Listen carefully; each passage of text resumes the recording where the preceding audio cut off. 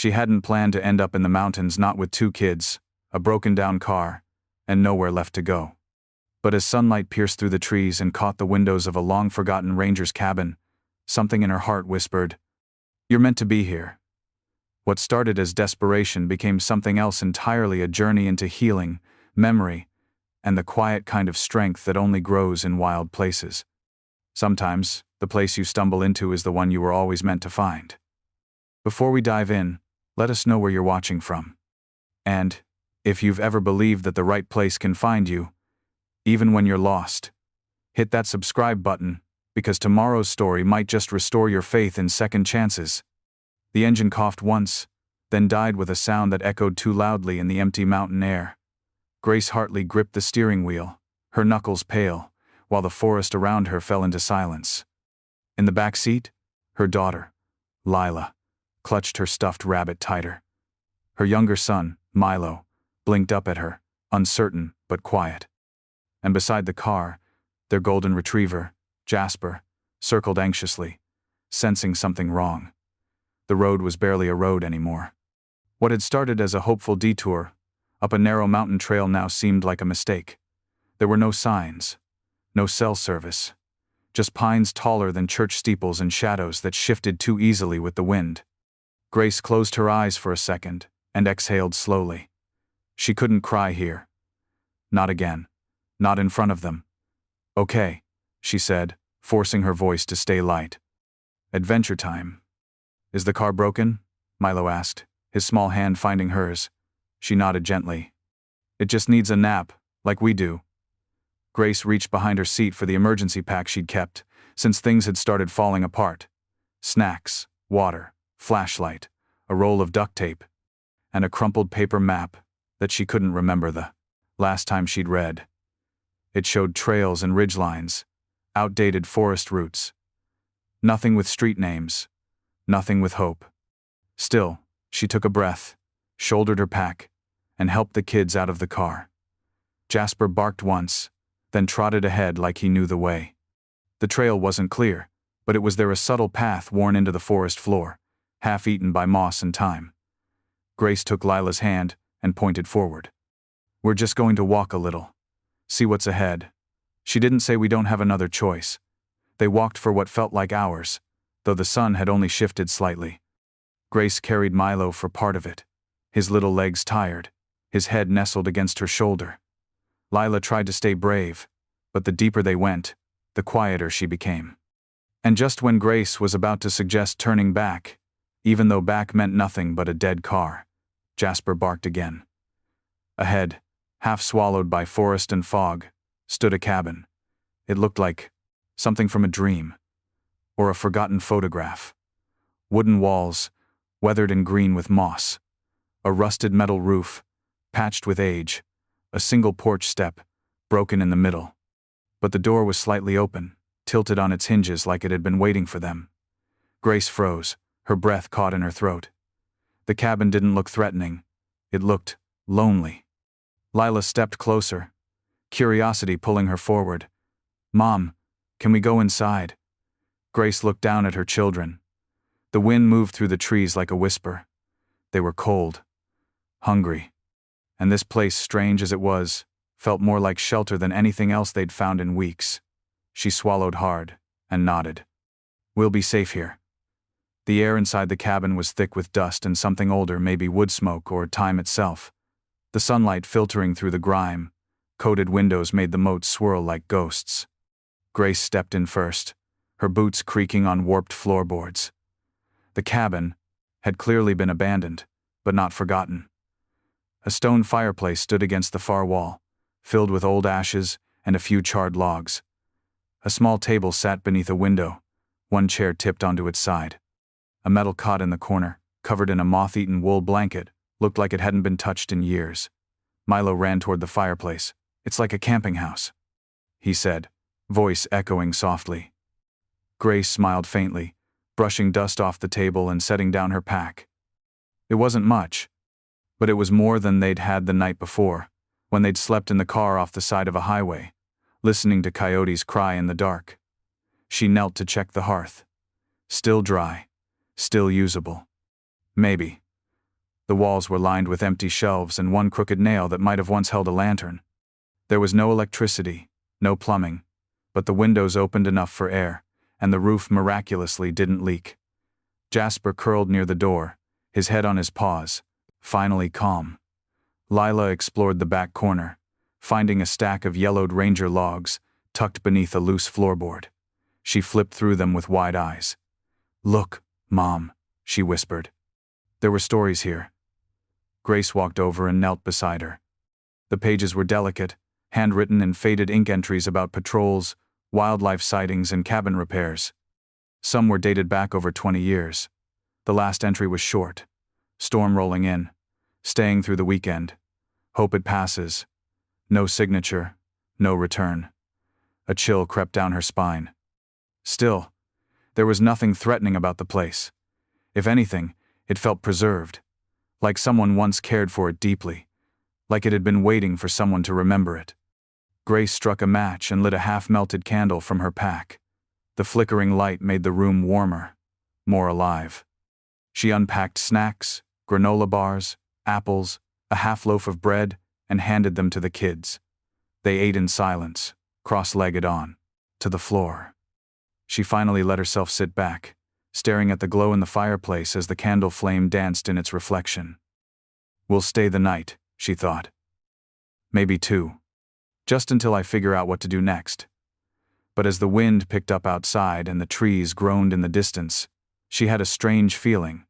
Not fear, exactly, but recognition. Like the forest had led her here for a reason. And deep down, she knew they wouldn't be leaving tomorrow.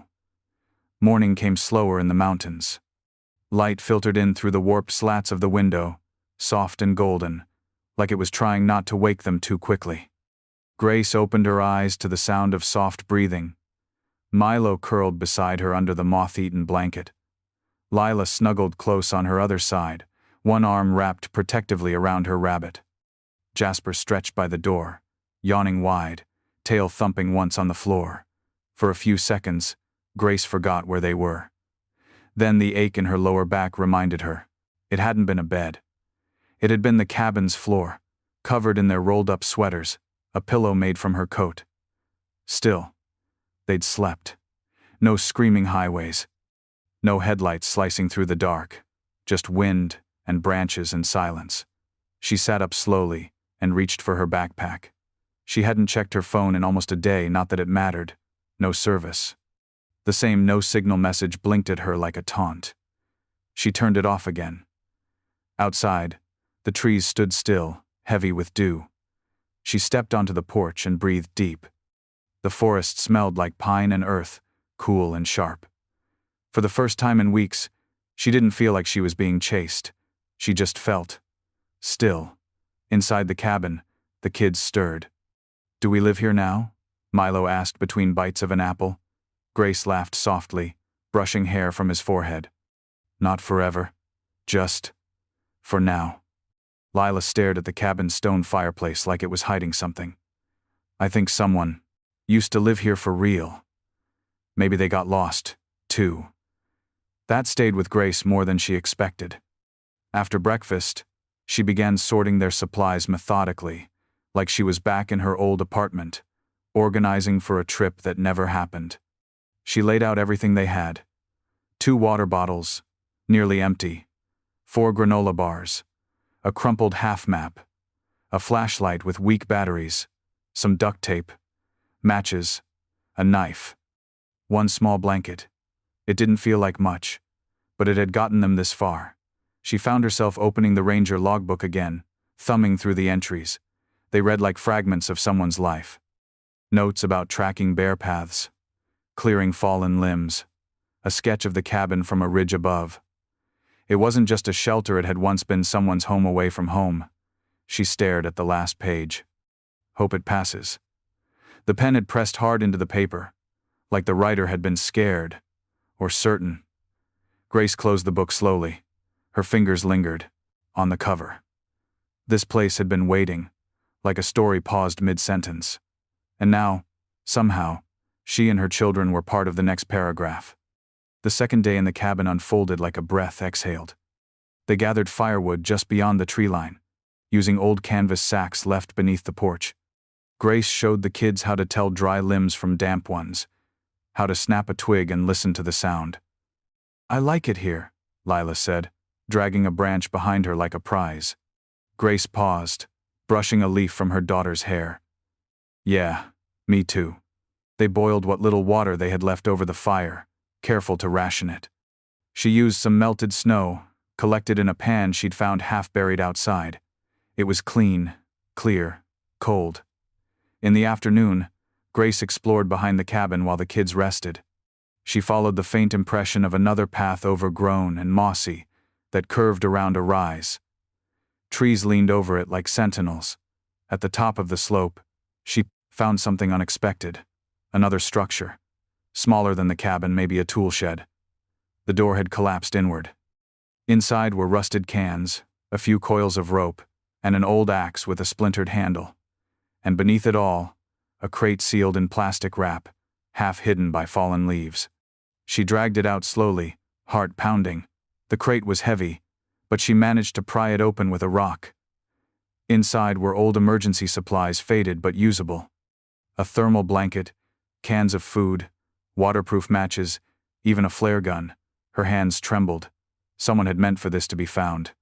She carried the crate back to the cabin, her legs shaking by the time she reached the porch. "Treasure!" Milo shouted, wide-eyed as he peered inside. "It's real treasure!" Grace knelt down beside the crate, slowly unwrapping a can of peaches. "I think we just bought ourselves more time." That night, as the fire glowed warm and soft in the hearth, Grace sat by the window, looking out into the red forest. The trees swayed gently in the wind. Somewhere far off, an owl called. The kids were asleep again, safe, full for the first time in days. She let herself feel something she hadn't felt in a long time. Gratitude. Not because everything was fixed, not because they were out of the woods literally or figuratively, but because something, somewhere, had led them here. To this shelter, to this pause. And maybe, just maybe, they weren't alone in this story. The storm hit, just after dusk. It rolled in with no warning, just a sudden hush in the forest, followed by a wall of wind that rattled the cabin windows and bent the trees until they groaned. Grace had just finished lighting the fire when the first crack of thunder split the air. Jasper whined and curled tightly at the base of the cot. Lila and Milo huddled beneath the blanket, eyes wide. Grace moved quickly, checking the windows, jamming one closed with a fallen branch. The door held, but barely. The storm didn't just bring wind. It brought memories. Storms had always reminded her of the night she left. The night she packed 2 kids into her dented sedan and drove with no map, no plan, just the need to go. Somewhere, anywhere, that wasn't angry voices and slamming doors. The thunder boomed again, and she caught her own reflection in the window, hollow-eyed, tired, but still standing. "It's just weather," she said gently, crouching next to her kids. "We're dry. We're warm. We're safe." She didn't know if she believed it, but saying it out loud made it feel more real. After the kids fell asleep, Grace stayed by the fire, sipping melted snow water from a tin mug and rereading the ranger's logbook by candlelight. The last few entries were more erratic, as if written in haste. Observations turned into warnings about rising creeks, washed-out trails, something strange in the woods. Unusual noises last night. Thought it was wind. Not sure now. Grace ran her finger along the bottom of the final page and noticed something she'd missed before. Faint scratch marks, deep and deliberate, carved into the wooden table the book had been resting on. She turned the candle toward them, reading each letter slowly as it emerged from the grain. Hartley. She froze. That was her name. Not just her name. Her name. Her married name. She hadn't used it in months. Not since she left. A cold chill passed over her that had nothing to do with the storm. She traced the carving again, breath shallow. Coincidence? A trick of the mind? But it was there. Clear, deep, carved with purpose.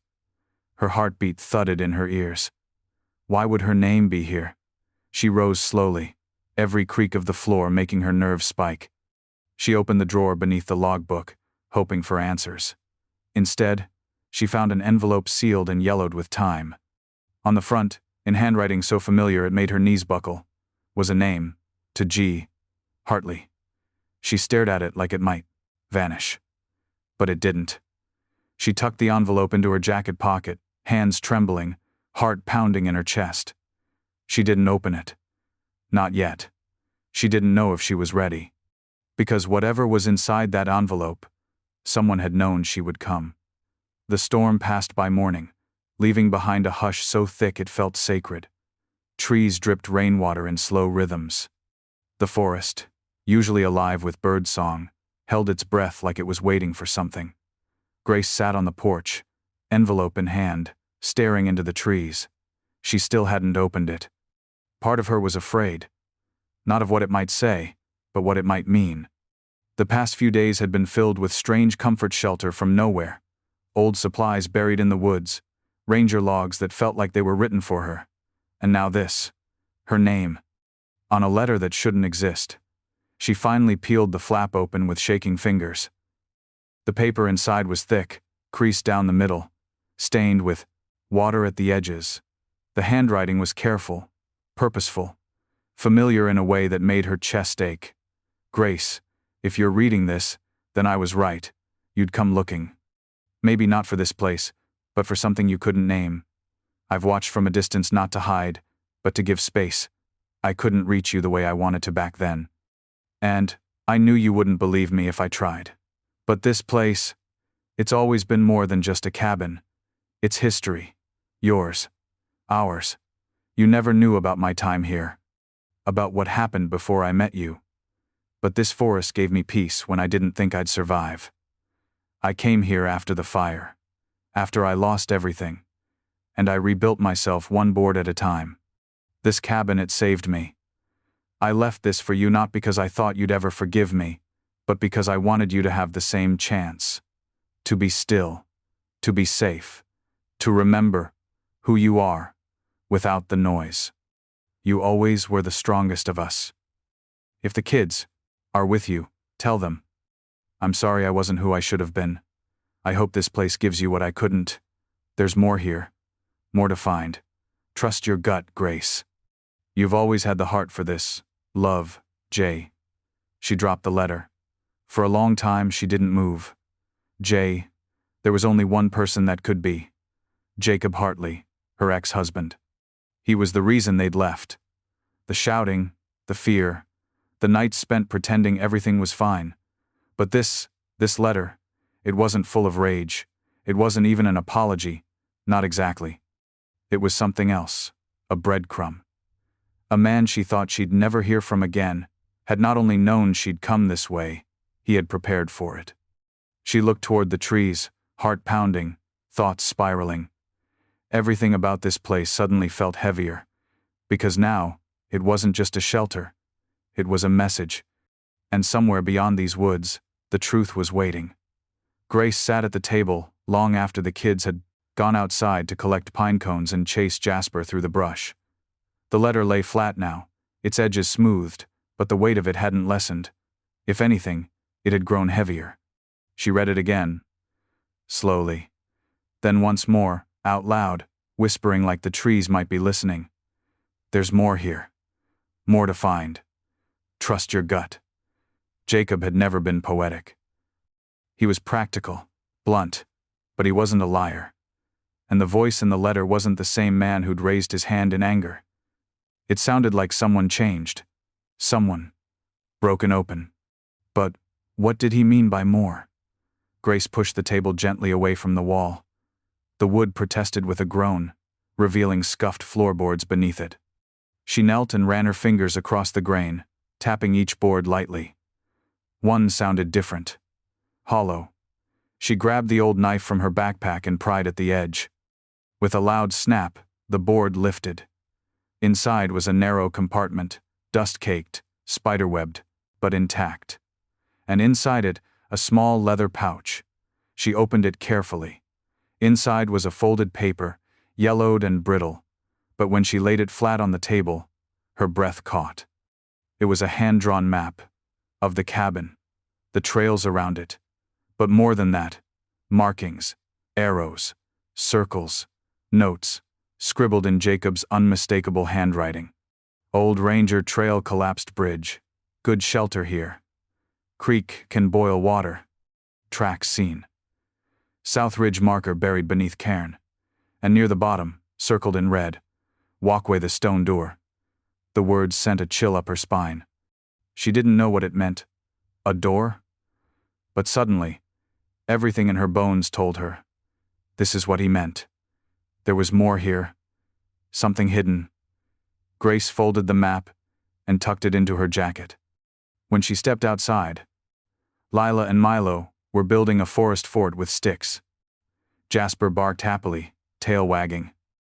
"Hey guys," she called softly. "Want to go on a hike?" Lila stood up. "A real one?" Grace nodded. "The realest." She packed what little food they had into a canvas bag, along with water and the flare gun. The map stayed in her pocket, warm against her side like a compass. She didn't know what they'd find, but she wasn't afraid. Because for the first time in a long time, she had direction. And even if the path had started with being lost, she was starting to believe it might end in something worth finding. The hike wasn't easy. The trail Jacob had marked had long since faded, swallowed by brush and time. Grace had to read the map with every few steps, matching curves in the land, the shape of the tree line, the tilt of the hills. Milo rode piggyback for most of it. Lila stayed close, her hand in Grace's as they moved carefully between moss-covered boulders and tangled roots. Jasper stayed ahead, darting back whenever they paused, as if eager to lead the way. By the time they reached the ridge, the sun had dipped behind the trees, painting everything in amber and gold. There, just as the map promised, stood a stack of stones, a cairn half-collapsed, but unmistakably man-made. Grace crouched beside it and began pulling stones away. It didn't take long. Beneath the last flat rock was a wooden stake driven into the ground, wrapped with a faded red bandana. Tied to it was a rusted key. Grace lifted it slowly, heart pounding. The map's final note echoed in her memory. The stone door.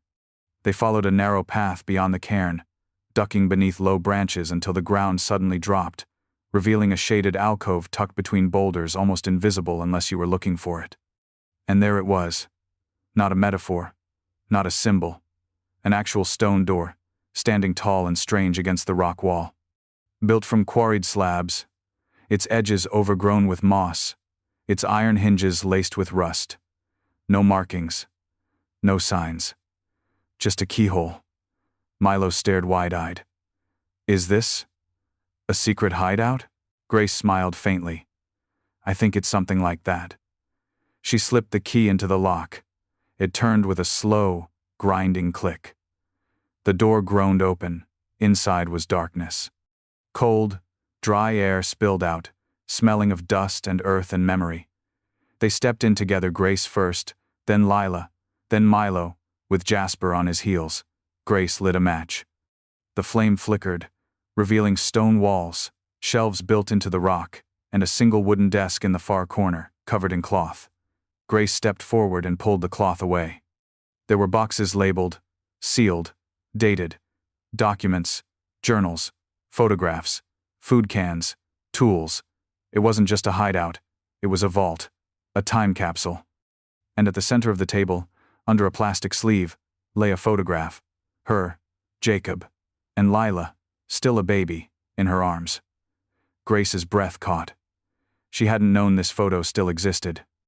It was from the early days, when things were still good, before the spiral, before the silence, and behind that photo, tucked carefully into a folder, was another letter. This one wasn't addressed to her. It was addressed to Milo. The letter to Milo rested on Grace's lap like a stone. The vault's quiet pressed in on her, thick with dust and memory. She sat in the old chair beside the desk, its wooden frame creaking beneath her as if groaning under the weight of everything left unsaid. The lantern's dim flame flickered against the stone walls, casting long shadows that reached into corners where time had folded in on itself. She turned the envelope over and over in her hands. Her son's name, written in Jacob's careful hand, stared back at her Milo Hartley. So small, so simple, but full of a father's complicated hope. A father who hadn't been there for his son's first steps, his first words, his sleepless nights or fevered cries. And yet, here he was, still trying to speak. Grace's fingers brushed the sealed flap, but she didn't open it. Not yet, because deep down, she knew this wasn't just a message for Milo. It was a thread, one that connected the boy beside her to the man who had once held her heart and broken it in the same breath. Milo didn't ask what was inside. He was sitting on the ground a few feet away, building towers from old supply cans, whispering sound effects under his breath. He wasn't ready for this letter. And maybe, Grace thought, neither was she. She gently folded the envelope and slid it back into her jacket pocket, placing it over her heart. It felt right there, like a compass waiting for the right direction. She rose from the chair and walked slowly around the vault. Jacob had left more than food and journals. He'd left pieces of his mind, drawings of the cabin's structure, diagrams of a water filtration system he'd never finished, a crude sketch of what looked like a lookout tower. Notes scribbled in the margins that read like private confessions. I should have listened. Wish I'd known peace. Could live in silence. If she ever comes, I hope she forgives me. Not for me. For her. Grace's eyes stung. This wasn't a survival cache. This was a soul laid bare. She picked up one of the cassette tapes labeled Field Note 12. There was a player nearby, battery, operated and ancient, but intact. With trembling fingers, she pushed it in and pressed play. For a moment, nothing. Then his voice. September 3rd. Cold morning. Pine needles damp. Haven't seen deer in days. But I dreamed about her again. About Grace. About the way she used to laugh when I'd forget the milk but remember flowers. Grace pressed her hand over her mouth, holding back a sound she didn't recognize, part sob, part breath, part something deeper. The voice kept talking. Jacob rambled about forest trails, about storms, about regrets. About how quiet had become his punishment. And sometimes, his peace. He had lived here. Not just survived, lived. And somehow, he had used the last good pieces of himself to build something that could shelter the very people he had once failed. Maybe, his voice whispered near the end of the recording, maybe the best thing I ever do for them is leave them something better than I was. Grace turned the tape off. Outside, the day was slipping toward dusk. Jasper barked once, distant but close. The kids were getting restless. She took one last look around the vault, then gently closed the folder of notes, returned the photo to its sleeve, and tucked the letter to Milo back where it belonged. Some stories didn't need to be told all at once. Some could wait.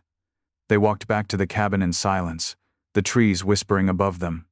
The trail felt less like wilderness now, and more like memory. Like pages in a book she'd finally begun to understand. That night, after the kids fell asleep beside the fire, Grace stood outside the cabin and looked at the stars. She thought about the first night here. How lost she had, and felt. How broken. How small. And now she felt something she hadn't in a long time. Whole. Not because everything was fixed, but because something had shifted. Inside her. They stayed 3 more days. Each morning, Grace woke with the sun already warming the windows, the scent of pine seeping through the warped wood. Each night, she read stories to Lila and Milo beside the fire, her voice steady, her heart lighter. She began to clean the cabin as if they might stay forever, sweeping the floors, fixing the shutters, sealing a small crack near the roof with duct tape and old cloth. She taught Lila how to fold kindling, how to listen to wind direction. Milo helped organize the supplies into neat rows, proud of his job. The vault was left alone. It had given them what they needed. For now. On the 5th morning, Grace packed their bags with quiet purpose. She didn't cry. Neither did the kids. It didn't feel like leaving. It felt like carrying something forward. The map went in her jacket, folded neatly. The photo Jacob left, the one of the 3 of them, went into her backpack, tucked between spare clothes and dried apples. And the letter to Milo? Still unopened. still waiting. They followed the trail back the way they came, past the cairn, past the slope where the trees bent low, back toward the trailhead. Back to the broken-down car, now nothing more than a marker. A reminder of where the path had truly begun. But there was something different this time. A truck, parked just beyond the bend. A man in a ranger's uniform leaned against it, startled to see them emerging from the woods. "I didn't think anyone was up here," he said, straightening. "This road's been closed for years." Grace smiled gently. "We found a way." He offered a ride, a radio, coffee from a battered thermos. She took the ride and gratefully accepted the coffee. They left the car behind. It didn't matter anymore. At the ranger station, Grace called. A friend, someone she hadn't spoken to since the day she left. Someone who'd always said, "If you ever need a place." And she did. Not forever. Just for the next chapter. A month passed. In that time, Grace found an apartment near the edge of town. Small, clean, quiet. The kids went to school. Jasper had a yard. She started writing again, not a novel, not yet, but fragments. Journal entries. Notes on peace. One day, she printed the photo from the vault and framed it, placing it on the hallway wall beside the map. A map that no longer just marked a trail, but a transformation. She hadn't gone to the mountain looking for healing, but it had found her anyway. And in the stillness of that forgotten place among moss-covered stone and flickering firelight, she'd uncovered something better than survival. She had found Grace. The letter to Milo? She still hadn't opened it, but she would, someday, when the time felt right. Because some truths don't need to be rushed. They just need to be kept.